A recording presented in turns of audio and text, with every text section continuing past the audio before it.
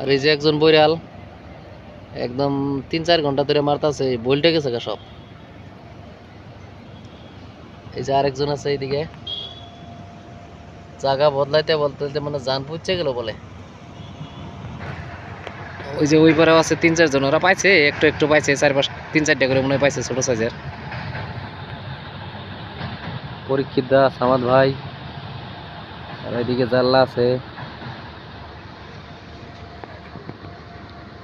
আর এই যে মহিজউদ্দিন ভাই বলতে গেছে, একটা মাছও পাইল না, একদম বিফল আজকের সন্ধ্যাটা।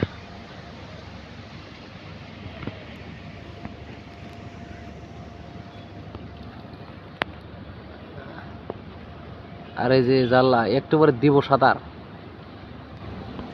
আর ওই সামনে দেখতে পাচ্ছেন নদীর মাঝখান থেকে মানে ট্র্যাক্টর দিয়া ভালো পাথর নিতেছে, জিসিবি দিয়া ডাইরেক্ট দিয়া দেয় উঠাইয়া, ট্র্যাক্টর দিয়ে নিয়ে যায়।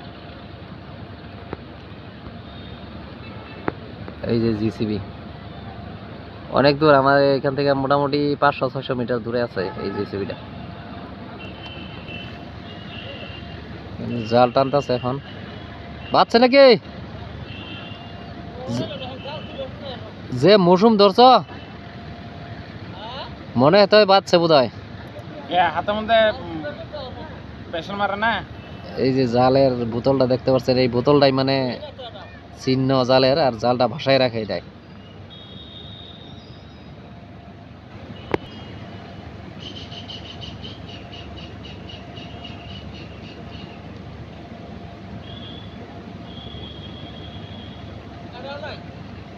এটাও নাই বলে, একটাও নাই, বেকার গেল। সাঁতার মারলেই পাইতা কিন্তু বেকার গেল। ওই তো আরেকবার মারি দেওয়া, আরো 2টা হয়ে যাবো।